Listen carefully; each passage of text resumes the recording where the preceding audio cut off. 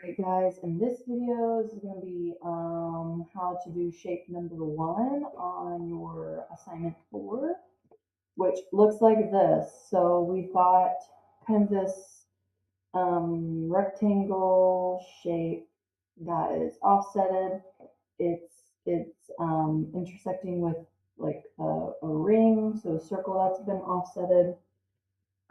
In addition to that, parts of the rectangle have been filled, meaning like rounded the corners. So you're going to learn how to do that. And then there's also some chamfer. So some new tools for sure are happening in this shape. I also want you guys to use the transform tool to make sure your circle lines up tangentially with the corner and edge of that outer rectangle. So the first thing we're going to do is we are going to create a rectangle that is this outer rectangle, and then we'll offset it to be in the rectangle. So this outer rectangle, I'll just throw these dimensions on there real quick, these are weird, but we're just going to go with them. 1.912 by 1.204. So let's go into our fresh drawing. I'm going to make sketch 4, which was that spline thing, and then we're going to start a new sketch. So we're going to create a new sketch. I'm going to click on the front plane, and we're going to start to replicate this thing. We're going to start with a rectangle that, again, 1.912 by 1.204. So let's go ahead and draw that. It doesn't really matter where you do it, because we're going to be using the tool anyways.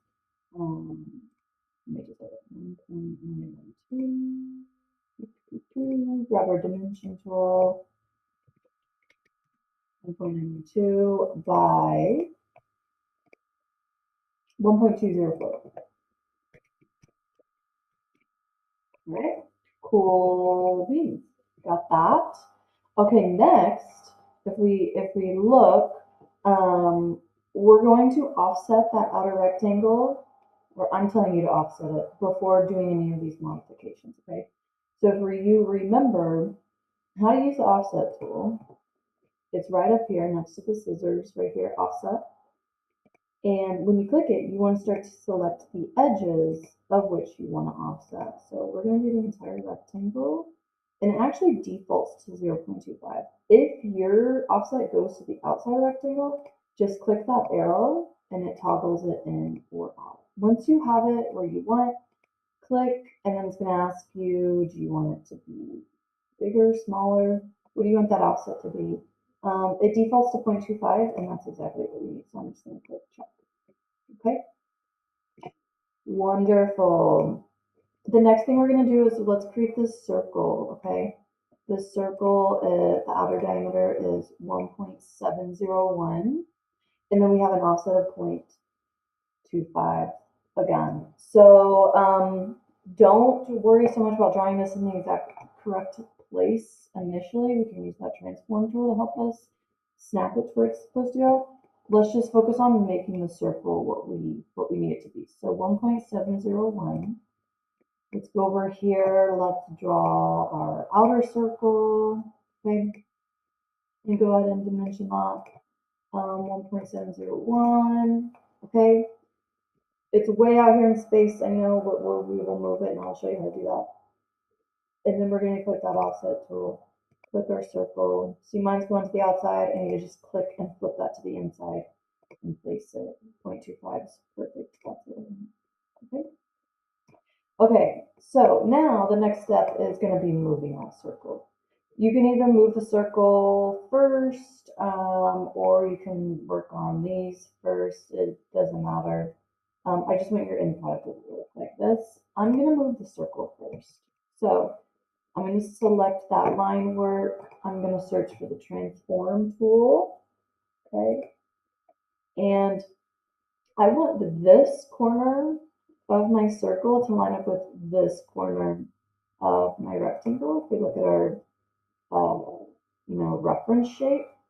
So before I start clicking and dragging and moving this object, I need to make sure that that origin, that circle, is exactly where I want it to be. Okay. So I'm going to click and just go straight down.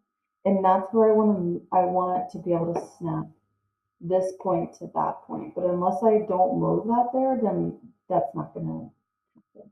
Okay. So I'm going to start to drag. Okay, so I'm going to go there and snap it to that point.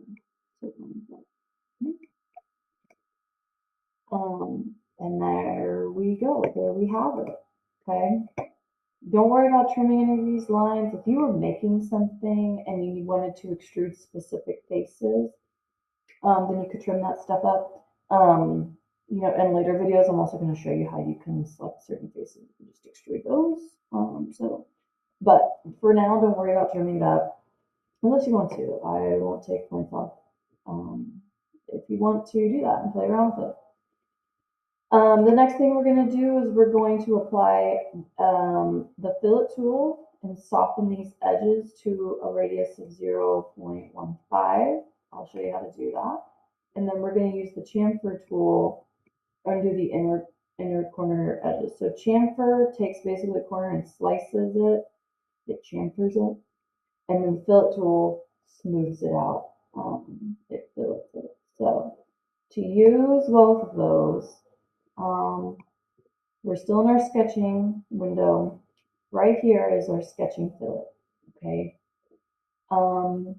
We're gonna use that one first. And when you click on it, nothing's gonna pop up like a window, but what you need to do is select the two lines that you want to fillet. You can also sorry, don't click on that one. You can drag and move this thing to be whatever you want. But when you click and place it, it's going to ask you to define it. So we need that radius to be 0.15, right? Which is going to make it exactly what we want it to be. One thing to make note of here is if I double click in there and edit it to be 0.25, I'm increasing the radius, and that curve is actually going to be more gradual. So that's important for you guys to understand. The lower the radius, the more sharper the curve is. So as you start getting into this and applying these to your own designs, it is important for you to understand that. We're going to do another one of 0.15 down here. So we're going to click and place that. And then I'm going to 0.15. All right. Beautiful. That's what we needed. Okay. The next thing is the chamfer, and this chamfer is a 0.15, and this one down here is a 0.2. So the chamfer tool works exactly like the radius tool. It's on the same drop. It's actually on the drop down underneath the fillet. You're just going to click chamfer instead, and you're going to use it the exact same way. You're going to click the two lines. It's just instead of a curve, it's going to place like a chamfer, a diagonal line.